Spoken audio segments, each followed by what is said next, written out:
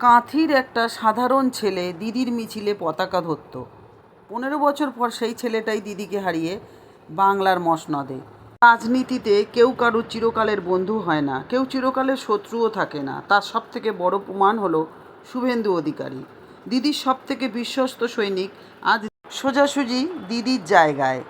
এই বদলটা কিভাবে হলো?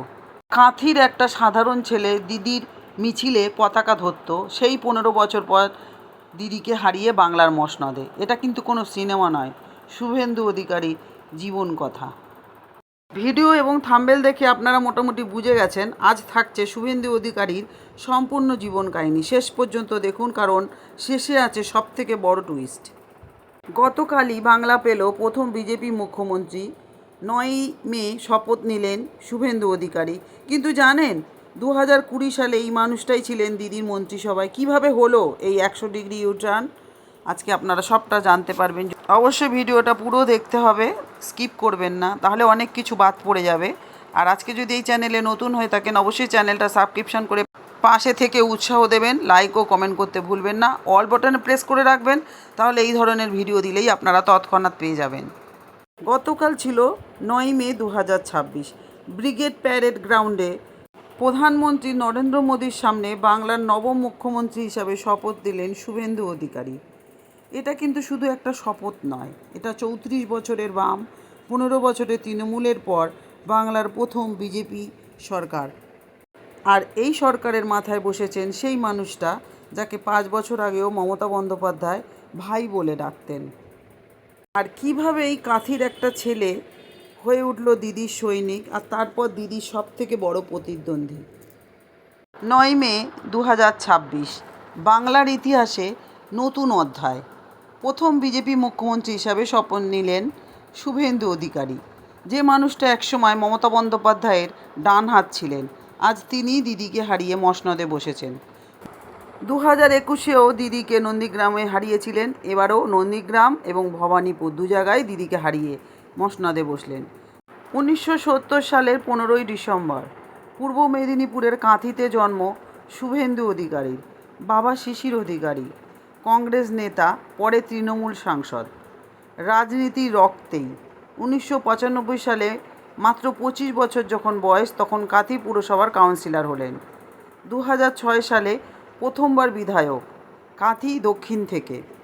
কিন্তু আসল পরিচয় পেলেন 2007 সালে নন্দীগ্রামে জমি আন্দোলন থেকে। কেমিক্যাল হাবের বিরুদ্ধে মানুষকে সংগঠিত করলেন শুভেন্দু অধিকারী। মমতা বন্দ্যোপাধ্যায়ের সবথেকে বিশ্বস্ত সৈনিক হয়ে উঠেছিলেন। দিদি বলতেন শুভেন্দু আমার ভাইয়ের মতো। তারপর 2011 সালে বাম শাসনের পতন। তৃণমূল সরকারের প্রথম পরিবহন মন্ত্রী হয়েছিলেন শুভেন্দু অধিকারী। 2014 সালে তমলুক থেকে সাংসদ, 2016-তে আবার মন্ত্রী। পরিবহন, সেচ ও জল সম্পদ দপ্তর উনি পেয়েছিলেন। পূর্ব মেদিনীপুরে তৃণমূলের একছত্র নেতা ছিলেন।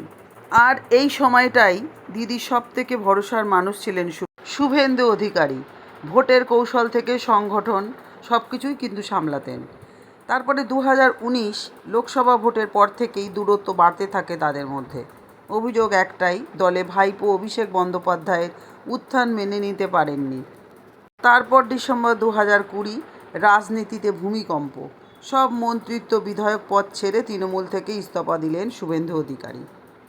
19শে ডিসেম্বর 2020 মেদিনীপুরের অমিত শাহের সভায় বিজেপিতে যোগ দিলেন। বললেন তৃণমূলে আর কাজ করা যাচ্ছে না, কোম্পানি হয়ে গেছে। তারপর 2021 বিধানসভার ভোট। মমতা বন্দ্যোপাধ্যায় নিজের কেন্দ্র থেকে নন্দীগ্রামে প্রার্থী হলেন শুভেন্দুকে হারাতে। ফল 2রা মে 2021 নন্দীগ্রামে 1956 ভোটে মমতাকে হারিয়ে জায়ান্ট কিলার হয়ে গেলেন শুভেন্দু অধিকারী। বাংলার রাজনীতি পাল্টে গেল চিরতরে। এরপরেই তিনি হলেন পশ্চিমবঙ্গের বিধানসভার বিরোধী দলনেতা। আর বিরোধী দলনেতা হিসাবে এই 5 বছর ছিল শুভেন্দুর অগ্নি পরীক্ষা। এসএসসি নিয়োগ, দুর্নীতি, প্রাইভেট জেট, সারদা নারদা, প্রতিটি ইস্যুতেই সরকারকে বিধানসভা এবং রাস্তায় দুই জায়গায় চেপে ধরেছিলেন। দুয়ারে সরকারের পাল্টা করেছেন দুয়ারে বিজেপি। লক্ষ্মীর ভাণ্ডারের পাল্টা প্রতিশ্রুতি দিয়েছিলেন অন্নপূর্ণা ভাণ্ডার, যেটা এখন আমরা শুনছি। ফল মিলল 2026-এর ভোটে। বিজেপি একক সংখ্যাগরিষ্ঠতা পেল। 294 সিটের মধ্যে 207টা পেল বিজেপি। আর শুভেন্দু নিজে করলেন ইতিহাস, শুধু নন্দীগ্রাম ধরে রাখলেন না, মমতার গড় ভবানীপুরেও প্রার্থী হয়েছিলেন। অবশেষে 4 মে বেরোলো রেজাল্ট। নন্দীগ্রামেও জিতলেন 22,000 ভোটে আর ভবানীপুরের মমতা বন্দ্যোপাধ্যায়কে হারালেন 18,000 ভোটে। একসাথে দুই কেন্দ্রে মমতাকে হারানো প্রথম এবং একমাত্র নেতা হলেন এই শুভেন্দু অধিকারী। আর 4 মে রাতেই অমিত শাহ ঘোষণা করলেন পরিষদীয় দলের নেতা শুভেন্দু অধিকারী হবেন বাংলার পরবর্তী মুখ্যমন্ত্রী। 9 মে 2026 শপথ নিলেন, কিন্তু এবার শুরু হলো তার আসল পরীক্ষা। সামনে 3টে বড় চ্যালেঞ্জ। একটা হলো 25,753 চাকরিহারার চাকরি ফেরানো, সুপ্রিম কোর্টের রায় মেনে স্বচ্ছ নিয়োগ করা। 2 হচ্ছে লক্ষ্মীর ভাণ্ডার, কন্যাশ্রী, স্বাস্থ্যসাথী এই জনপ্রিয় প্রকল্পগুলো নিয়ে সিদ্ধান্ত। সেগুলো বন্ধ করবেন না চালু করবেন নতুন নামে, এটাই তার কাছে চ্যালেঞ্জ। 3 নম্বর, রাজ্যের আর্থিক অবস্থা সামলানো আর আইন শৃঙ্খলা ফেরানো, ভোট পরবর্তী হিংসা বন্ধ করা। আর বিজেপি বলছে ডাবল ইঞ্জিন সরকার হলে উন্নয়ন হবেই। এবার শুভেন্দুকে প্রমাণ করতে হবে সেই প্রতিশ্রুতিগুলো যেগুলো ভোটের আগে জনসাধারণকে দিয়েছিলেন। আমাদের পশ্চিমবঙ্গের নবম মুখ্যমন্ত্রী হিসাবে তিনি শপথ নিয়েছেন। আর শুভেন্দু অধিকারী মূলত পূর্ব মেদিনীপুর সহ পশ্চিমবঙ্গের বিভিন্ন প্রান্তে নিজের সাংগঠনিক দক্ষতার জন্য কিন্তু পরিচিত হয়েছেন। শুভেন্দু অধিকারীর শিক্ষাগত যোগ্যতা হলো শুভেন্দু অধিকারী কিন্তু একজন স্নাতকোত্তর ডিগ্রিধারী রাজনীতিবিদ। তিনি 2011 সালে রবীন্দ্রভারতী বিশ্ববিদ্যালয় থেকে MA পাশ করেছেন। তিনি কাঁথি প্রভাত কুমার কলেজ থেকে BA বা স্নাতক ডিগ্রি অর্জন করেন, যা বিদ্যাসাগর বিশ্ববিদ্যালয়ের অধিভুক্ত। আমাদের সকলের মুখ্যমন্ত্রী কিন্তু ব্যাচেলার। উনি জনসেবা এবং রাজনৈতিক জীবনের প্রতি নিষ্ঠাবান থাকার জন্য বিবাহ না করার সিদ্ধান্ত নিয়েছেন। একাধিকবার জানিয়েছেন সেটা।